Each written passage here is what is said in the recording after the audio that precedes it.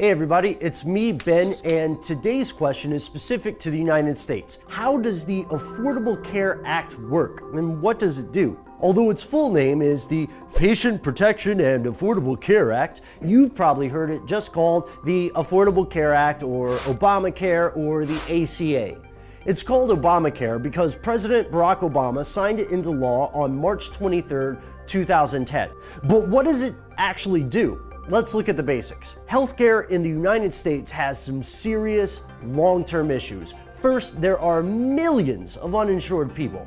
Second, people who do have insurance tend to pay more for it than they would in other comparable countries. The ACA aims to fix these issues by making affordable healthcare available to more Americans. I mean, that's a good idea, right? To do this, the Act makes some pretty big changes, but although the Act makes some big changes to insurance, these changes phase in over time instead of happening all at once. A lot of things will also stay the same. For example, if you already have health insurance that you're happy with, you can keep it under this law. And children under the age of 26 can stay on their parents' plan. If you already have Medicaid coverage, then you're going to stay on that too. Or you can if you wish. In fact, many states are expanding Medicaid to cover more people. So now let's talk about what's changing. There are several things. First, there's this thing called the individual mandate.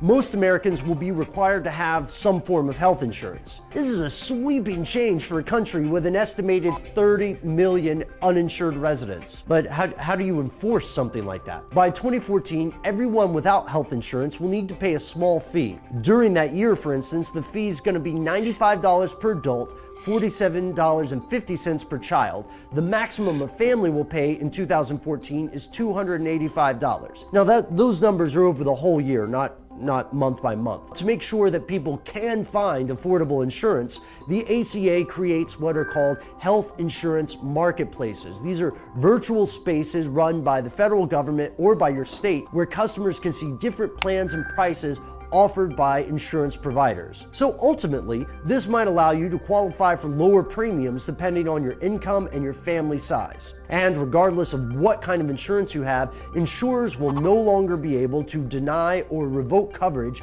for pre-existing conditions. And women won't have to pay more than men for insurance either. Finally, right? Insurance will also cover preventative care. So this will be stuff like mammograms and checkups and screenings and so on. Then there's the 80-20 rule.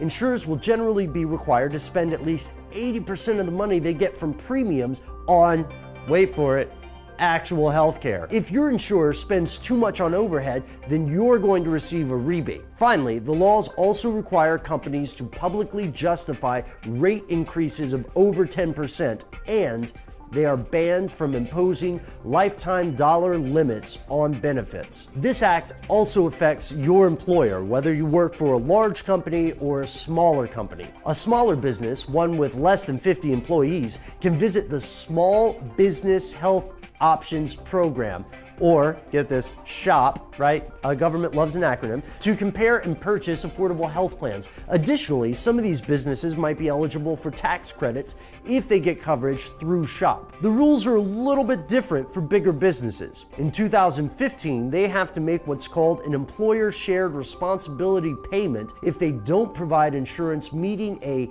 minimum value standard, or if one of their employees gets a better deal in the individual marketplace. Since states are implementing the act in different ways, it's very important for you to check on the specific plans of your home state. So that's it. If you'd like to learn more specifics about the Affordable Care Act, check out www.healthcare.gov for more information. And